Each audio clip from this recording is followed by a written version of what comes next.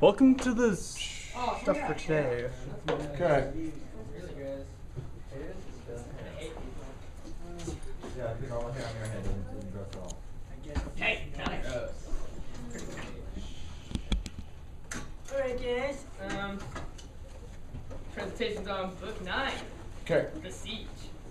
Alright, so Book 9 recounts the first phase of the Italian siege of the Trojan fortress in Latium. Iris, Juno's messenger from Olympus, informs Turnus, the Italian leader, of Aeneas' absence from his camp. Aeneas is serving as a diplomat to the Arcadians, who are also at war with the Italians, for the purpose of forming an alliance between their forces and his own. That's from the previous, I'm just giving context. Yep. Okay. He's this whole thing. He's successful in forming the alliance. However, his return, along with the arrival of thousands of allied soldiers, is delayed because they have to march instead of row due to their increased numbers. Turnus immediately decides to lead his army to the enemy camp, as the Trojans would be at a severe disadvantage with their leader gone. The Trojans are warned of the Italians' presence by the sighting of a black dust cloud, line 32, and retreat back into their newly constructed fortress. Turnus rides his horse around the wall to the fortress to look for a way in, but is unable to find one. He turns his attention to the fleet at the shore and attempts to set the ships afire. However, the ships are not harmed due to a blessing. Jupiter rendered the ships immortal at the request of Cybele, the mother of the gods, because they were made from the wood of trees in her sacred forest. Instead of burning, the ships submerge themselves into the ocean and reappear as sea nymphs, swimming about the sea. This sight vexes the Italians, but Turnus is able to remain confident and, after a motivational speech, sets up camp for the night. At this point, the Trojans realize they need to inform Aeneas of the Italians' arrival. Nisus and Euryalus, two friends with a desire for glory, offer to deliver the message to Aeneas. They appeal to Letes, the Trojan counselor, who praises the men for their bravery and consents to the mission. He arms them and they set out at dark. They seek the enemy camp and find its inhabitants drunkenly asleep. They pull out their swords and commence slaughtering the Italian soldiers and captains. Euryalus decides to take the helmet of Messapus, one of the officers, as a trophy. He puts it on and they leave the camp and head into the forest. Meanwhile, Italian riders arrive and see the reflection of the light off of Euryalus. Can I just call him E? That's fine. Okay. The riders pursue them. Nisus manages to escape to the Alba Longa, but when he arrives, he realizes that E has been captured. He rushes back and kills two of the horsemen in an attempt to rescue his friend. In protest, Vulcans takes the life of E with his sword. Nisus then rushes himself at the enemy, seeking Vulcans with a fierce desire. However, he too dies at the hands of Vulcans. The Italians place the head of both the Trojans on the stakes and parade them around the walls of the Trojan fortress, to the disgust and dismay of those inside. E's mother in particular grieves because she never had the chance to give her son a proper goodbye, nor is she able to have a proper funeral. The Latins then attack the walls once again, looking for a weak point. The Trojans counter them by using boulders and spears as missiles. Turnus burns a high tower, killing many Trojans in the process. Ascanius, Aeneas' son, partakes in battle for the first time and manages to take down Remulus, a Latin captain, by shooting an arrow through his brow. However, Apollo appears and warns Ascanius to no longer partake in battle, and his comrades, heeding Apollo's words, keep the eager Ascanius from fighting anymore. With their confidence regained at the death of Remulus, the Trojans open the gates and rush out with a surprise attack. Their strike is effective, but the arrival of Turnus quickly demonstrates that this battle is not nearly over. He's successful in barraging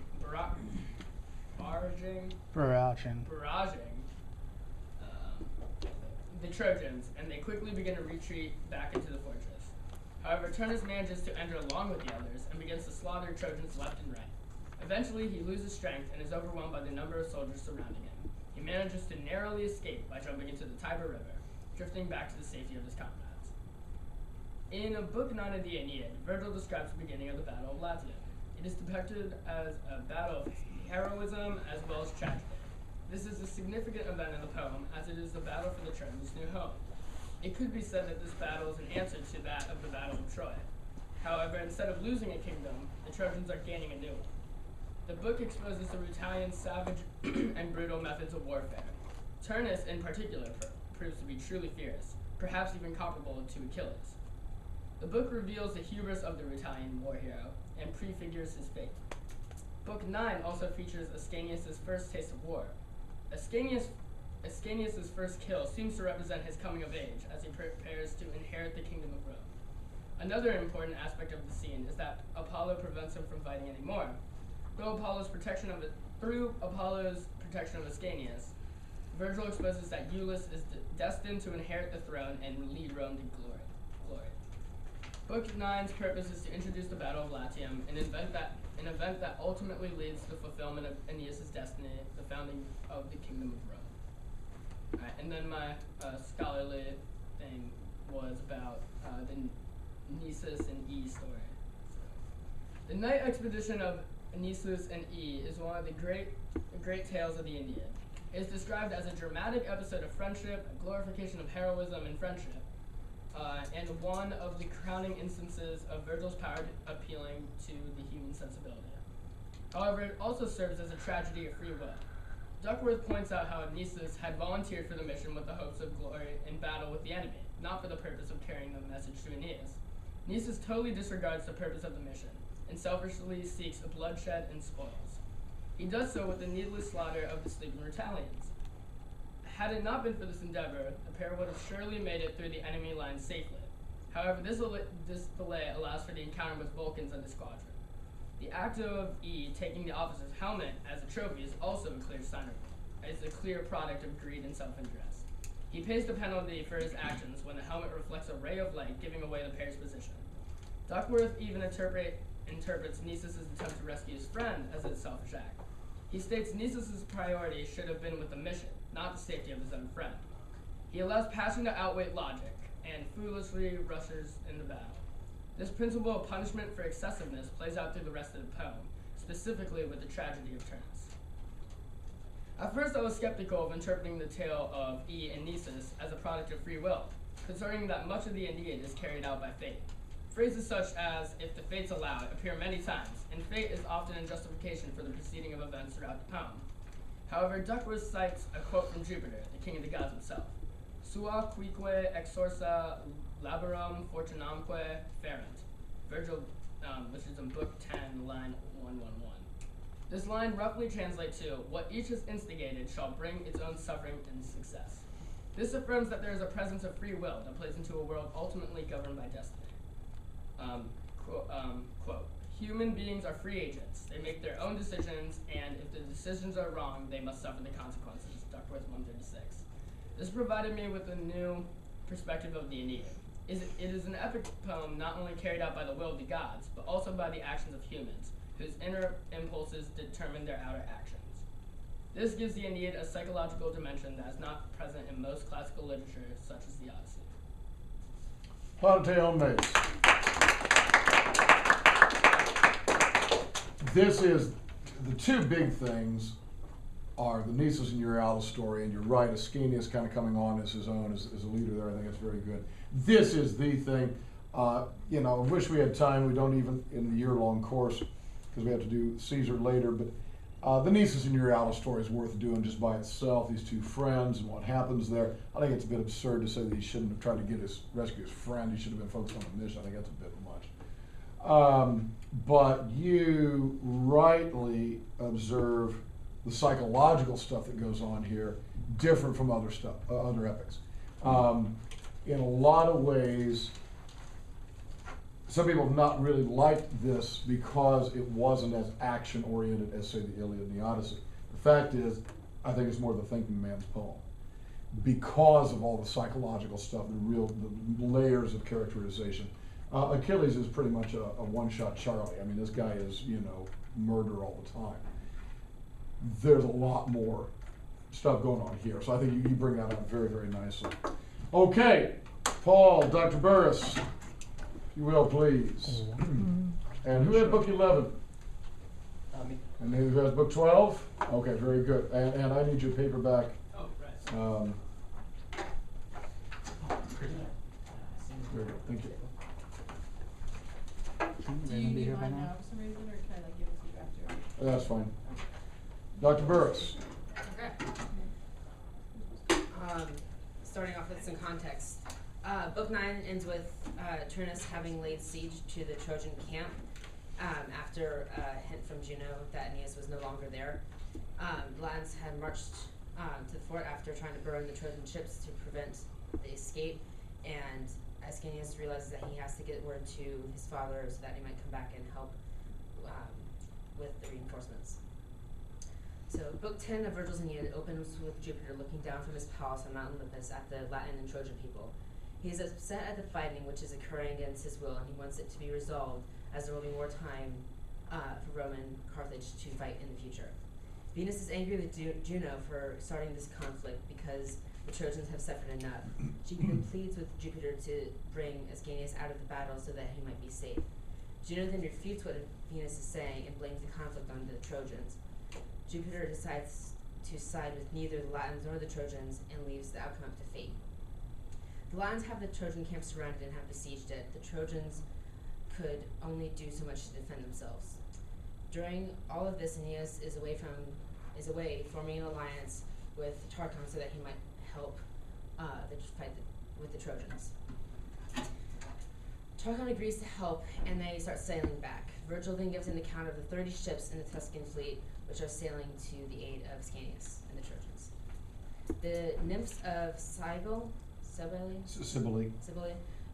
join the fleet, and they tell Aeneas that he must hurry in order to go help Ascanius in time. And one prophesizes a Trojan victory, and they speed the ships onward. This omen helps strengthen the soldiers for the battle which is to come.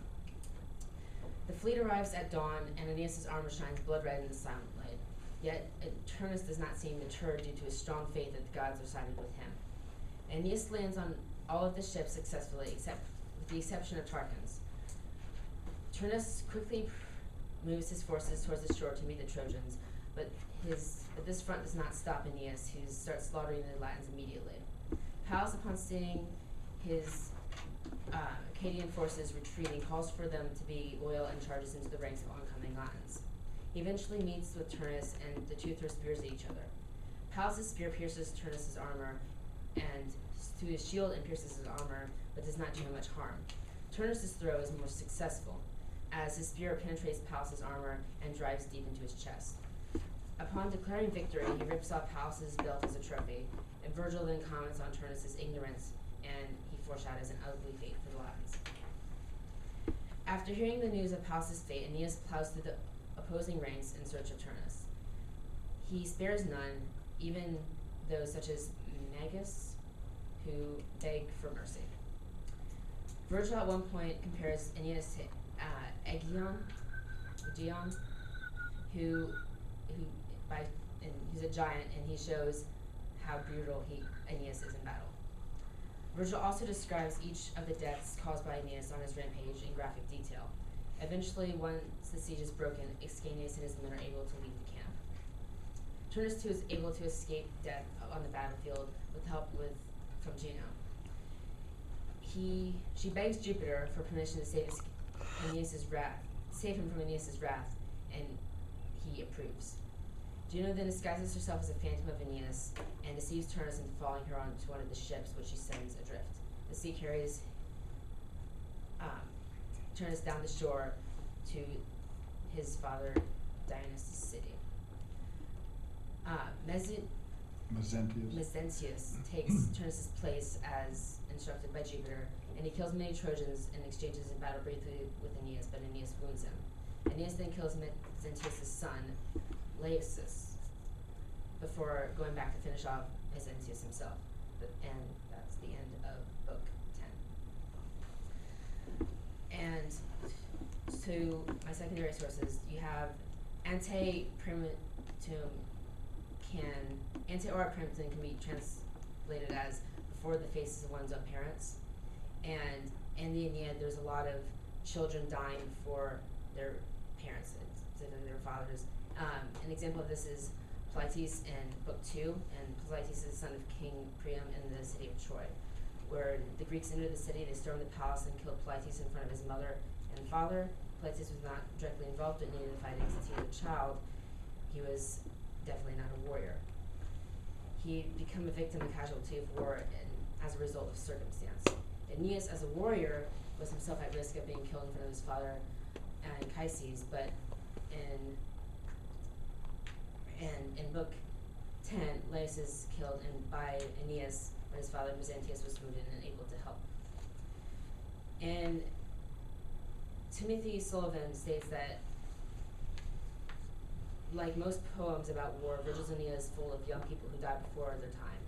To a poet, the death of a young soldier is a natural symbol of the cost of war, in which individual lives are sacrificed for the life of the community. For this reason, there is a special pathos in describing a death from the point of view of the surviving families, who feel most keenly the competing interests of familial and communal preservation. And his assertion is valid, and it is very true that war is, in a sense, utilitarian, and like the quote, the needs of the many outweigh the needs of the few or the one. And for an army to be successful, they must fight together as a community, and the casualties of war are just kind of a sad reality. From a family's perspective, though, it does not seem right, and what Virgil does through the patches containing death, ante ora premeritum, is give the audience more personal perspective on the death in war, which allows them to develop that special pathos. It is important to note, though, that this, in some circumstances, even though death, having a son killed in front of his parents is terrible, for the Trojans with very strong pietas, such as Aeneas, it would not be considered a bad thing, because when sailing from Troy, Aeneas and the Trojans had got caught up in a terrible storm, which destroyed a lot of the fleet. Aeneas cried out, "O terque quadrique beti, quaes ante ora parentum Troy sub monis altis cog contigit operate." And this means 3 or 4 times fortunate were those who chanced to die before their father's eyes under Troy's high walls. For Aeneas, it would have been much more honorable to die fighting for Troy than out at sea, where his ship was sunk and his body would be lost forever, and that he would never have his proper funeral. Ian Genovese explains that the theme brought in the book, that forsaking the past is necessary in order to secure the future. There are many deaths throughout Aeneid, but none of them are random or unrelated. Death is an obstacle in which Aeneas must overcome in order to secure his future. And that's the founding of Rome and the new Troy. The author states that, in the conclusion, there is a generalized theme of necessary sacrifice in which some victims are obstacles to Aeneas and the Roman destiny, and some are simply part of the price paid for greatness. And while this seems very harsh, there's justification that it is the will of the gods, and it is simply a case of whether or not the end is justified in the means. Plaute omnes. Hugely important book, because Aeneas's young friend, whom we haven't met yet in book 4, it doesn't come up until much later, Pallas, gets killed, as Paul said, by Turnus. That's going to be a big deal. This whole notion of being killed in front of the faces of the fathers. Again, we just don't have time, certainly not today, to get into all that, but you are right on the importance of all that. Well done. Well done. Book 11, Mr. Cooper. Professor Bell. Professor Bell. Nah, you're Cooper. Take it away, Professor. Alright. Aeneid, Book 11. As the penultimate book of the Aeneid begins, Aeneas is mourning the death of friend and ally, Pallas. Despite the loss of a comrade, the Trojans just won a major battle in their fight for the Italian Empire. Aeneas congratulates his warriors and instructs them to bury their dead. As for Pallas, his body is sent back to his father, King of Aedirn. As Pallas' funeral procession leaves the camp, the emissaries of the Latins show up, asking for a day of truce to bury their dead. Aeneas responds bitingly, questioning why would they take Turnus for their leader and then turn against Aeneas' men. The Latins seem to agree that they were wrong, and after deliberation, a 12-day truce is drawn up between the factions. Meanwhile, Pallas' funeral procession arrives in his father's city. Though Evander, his father, is overwhelmed with grief, he doesn't blame Aeneas for the death of his son. rather the senseless brutality of this unneeded war between allies instead. By the third day of the truce between the Latins and the Trojans, the Latin people get a long-awaited message from the Grecian king, Diomedes. He states that he refuses to side with them against the Trojan people because he has undergone enough war with them at Troy. Furthermore, the Latins should take the gifts they were offering Diomedes and give them to Aeneas. King Latinus, Francis, an elder, and many of the Latins don't want a war. However, Turnus pushes forward. He claims that he has enough allies to fight off the Trojans, who at this very moment are marching into the plains outside of the city. As the word spreads throughout their city, the Trojans are so near, soldiers prepare for battle. Women gather in a shrine to pray to Minerva, and the city is fortified. Luckily for Turnus, his woman warrior ally, Camilla, arrives with all of her troops. Before the battle can begin, Virgil digresses to the heavens. Diana is talking to her servant, Opus, and gives her a bow and arrow, and tells her that whoever kills Camilla, a woman and a warrior, just like Diana, was to be shot dead. Camilla and Turnus, as this goes on, lock horns with the Etruscan armies of the Trojans. Battle rages, and Camilla and her troops both kill many men. Partway through the battle, however, Camilla is confronted by a soldier named Aruns, a spearman who seeks to kill her. As he raises his spear, he prays aloud to Apollo to grant him two things: the death of Camilla and a safe return to his country, a place which can only be speculated in. However powerful Apollo is, he can only grant one of these. Following the orders of Diana, Opus lays the warrior low in a noble act of retribution. Through his unknowing sacrifice, the Italians were pushed back into their city by the swelled Trojan forces. The word reaches Turnus, who was hiding in a mountain pass to ambush Aeneas, and deflated, he brings his troops home. When Aeneas and his soldiers arrive at the pass, they go through unchallenged. However, they catch up to Turnus. As they see the other factions, they recognize them as the enemy. However, they decide not to battle, as night is impending. Thus ends Book 11. The 11th book of the Aeneid cements the Trojans' place in Rome. Before this book, though they had won one large battle, there was no guarantee that the Latins were going to give up. However, at this point, with a disgruntled populace and a king that knows it's useless to fight, Aeneas has a settlement guaranteed. This book also concludes Pallas' story, putting him by his father's side, even in death. Finally, it begins to wrap up the story as a whole, putting Aeneas in a position to take his place in it, and setting all of his enemies behind him. Camilla's Aristeia, or moment of shining glory, in the Aeneid, is a very lonely one. From the beginning of her journey throughout this book in chapter 7, she has been referred to in singular terms, surprisingly alone in a book which so emphasizes complex human relationships. Even Aeneas, who is lonely in his leadership position among men who are once his peers, finds ways to be humanized and feel emotional pain throughout the book. But Camilla is alone in that she is whipped around in a frenzy of death and is then terminated, serving seemingly no purpose other than to kill. However, her appearance does stand to bring out some other ideas.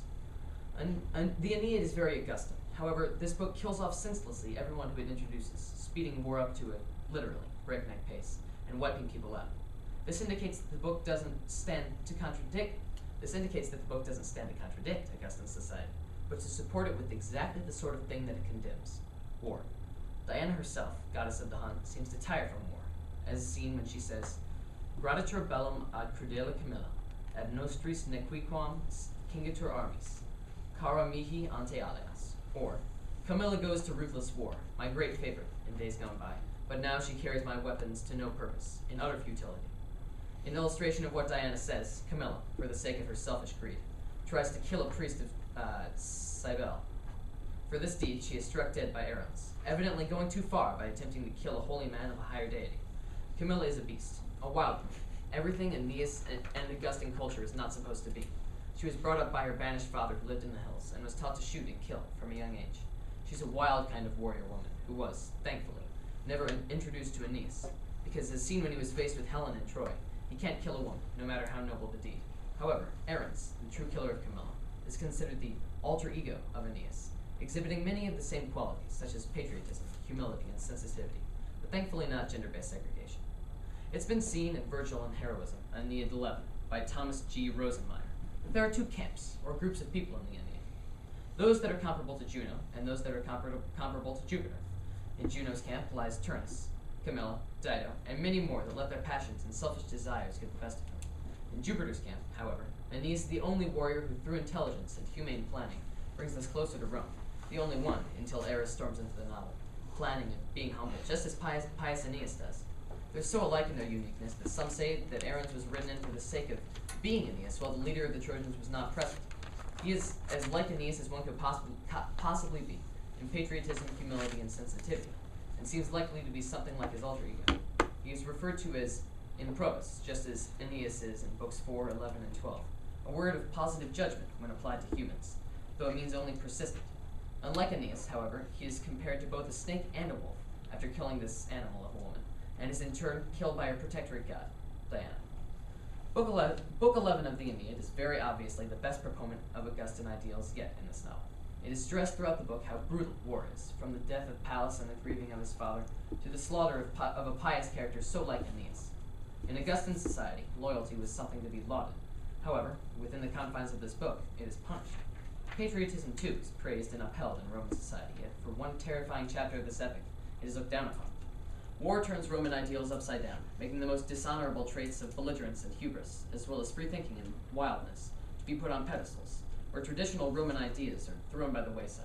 If there is one thing Virgil emphasized well by brown-nosing to Augustus, it's this: war is hell. Plaudite omnes. We're just going to move on. I'm probably going to want to come back to that. I may even talk to you individually about that business about Ares as the alter ego of Aeneas and the killing of a woman and the whole parallel with the Helen thing. That is really interesting. I want to move on. But simply, I'm kind of rushing a little because I know we only have Reagan today. So, go ahead. Okay. Alright, so I have book 12. Just as a little quick recap that's really important for this book is that Turnus mercilessly killed Pallas and took his belt as spoils of war. And this kind of seen both ways. It's like a lot of people do that constantly, is taking spoils of war, but it's kind of rude just to take something off the dead body and leave it there. Alright, so book 12. Turnus, now back within the city, joined by King Latinus, Queen Amata, and Lavinia, decides to go out once more and battle Aeneas, this time to the death. King Latinus understands the uselessness of fighting and causing more bloodshed. The Latins are losing. He tries to be frank and divert Turnus's mind. Thinking logically, he explains that there are other noble women to marry, and why not spare your life in order to have peace? However, Turnus takes Latinus' speech the wrong way and becomes even more enraged. Queen Amata soon steps in tears and tries to persuade Turnus not to fight, for she would sooner kill herself than have Aeneas as a son-in-law, believing that if Turnus were to fight, he would surely be killed. Lavinia blushes, and Turnus' love for her is rekindled. He proposes single combat against Aeneas to lessen the bloodshed and to fight for Lavinia's honor. The next day, Aeneas and Turnus prepare for battle. A field is cleared for them just outside the city, and altars are built for sacrifices to the gods. The two teams make a circle and rest, waiting for the fight. The townspeople come out to watch from rooftops and towers. Meanwhile, Juno, none too thrilled about these arrangements, manipulates Juturna, a nymph and Turnus' sister, to go down to earth and help her brother. Juturna is left alone, torn about what to do. Back down on earth, we meet our two champions, Aeneas and Turnus. Turnus comes out on a blazing 4-horse chariot, while Aeneas walks out with Ascanius, a priest, and a boar and lamb to be sacrificed. Before the actual sacrifice, the two champions give a long-winded prayer to the gods. Aeneas promises that, if defeated, his men shall leave the land and never come back.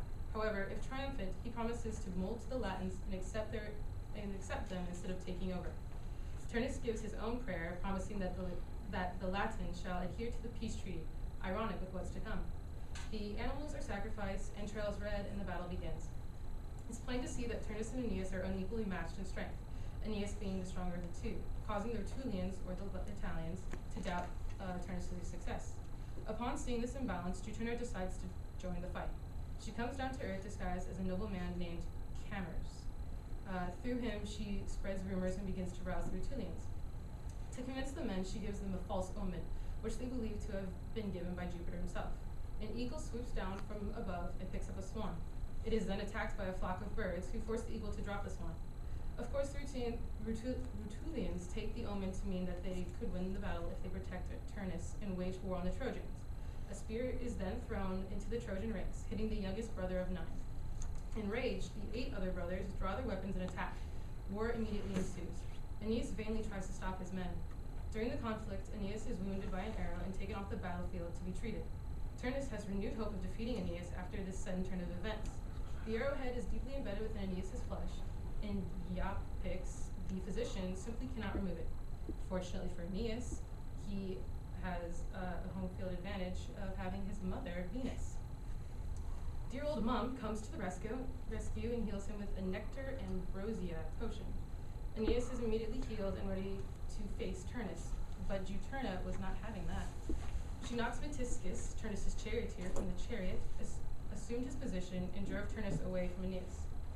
Aeneas does his best to keep up, but is distracted by the battle around him, and quickly plunges in to fight. Soon, however, Venus places the idea of attacking the city walls in Aeneas' mind. He and his men then turn towards the city walls. Meanwhile, within the city, Queen Amata sees the enemy advancing with no opposing force. She assumes that Turnus has been killed and kills herself. Grief-stricken, Latinus covers his head with felt and deeply wishes that he had simply welcomed Aeneas into his household as son-in-law. Turnus hears of Queen Amata's death, realizes his driver is actually Juturna, and decides to accept his fate to battle Aeneas to his own death. Aeneas leaves the city to meet Turnus. Jupiter holds up a scale with each man's fate on either side to see which would fall from the ground first. Aeneas and Turnus battle. Turnus's blade snaps on Aeneas' shield. His original sword, which had been dipped into the river of Styx, was actually with Juturna. Turnus turns and runs away. He calls out for his actual sword, but receives no response. In the upper air, Juno looks down at her losing battle. Jupiter persuades her to give up the fight and let fate take control. Juno decides it is time to give up and acquiesces on one condition, that the Latins keep their name. Jupiter agrees. He then sends a bird sign down to Juturna to withdraw from the fight. Finally, the time for Turnus' death comes. Trapped, he throws a stone at Aeneas, but misses, not being strong enough. Aeneas then hurls his spear and strikes Turnus. Wounded, Turnus admits defeat and asks Aeneas for mercy, hoping to be returned to his father. Aeneas contemplates showing mercy until he catches sight of Pallas's belt, which Turnus had taken off the dead body as spoils of war. Enraged, Aeneas kills Turnus, and the book ends.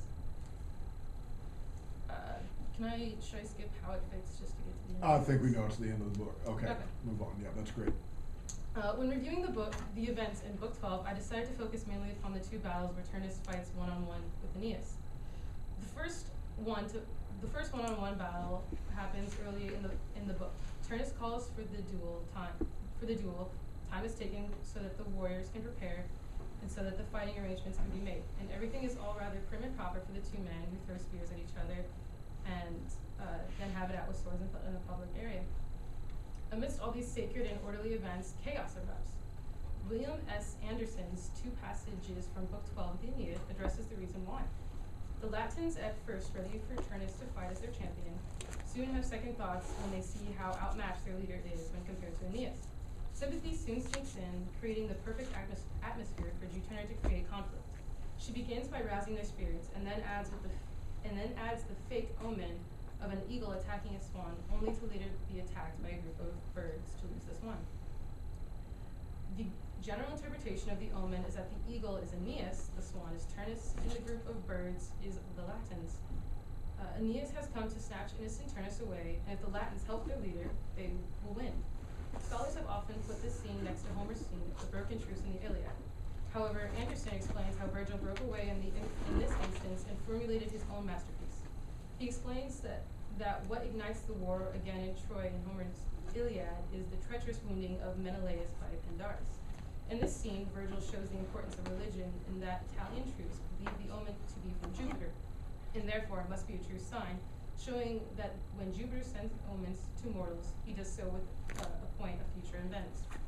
For the Romans during the time of Virgil, it was understood that, as Anderson states, omens, which were most readily believed, were those which fitted the psychological and moods of the time. Many so-called omens, eagerly believed by credulously and already prejudiced populace, did not in fact correspond with subsequent events.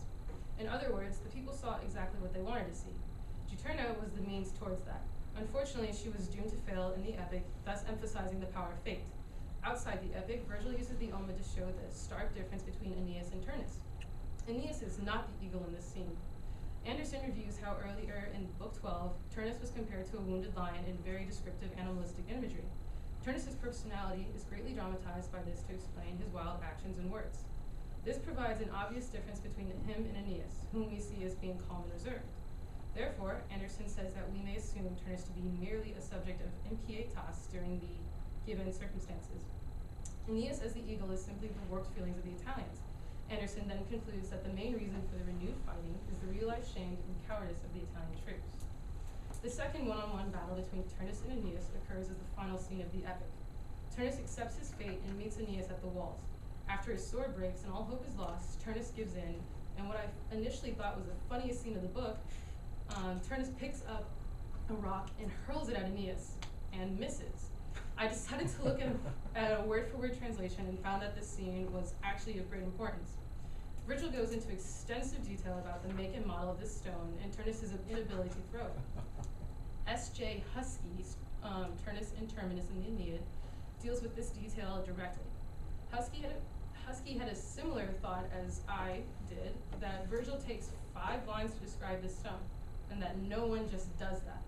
He explains how the great size and agedness are exactly correlated, and how in years past one could have chucked it the distance it would nowadays take several men to do.